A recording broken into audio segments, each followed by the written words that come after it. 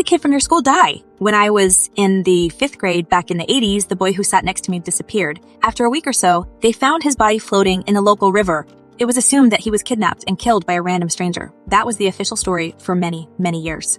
Decades later, after the boy's mother relentlessly fought for further investigation, evidence was discovered that the boy's stepmother poisoned him and threw him in the river because she was threatened by the fact that the boy stole too much attention from his father away from her.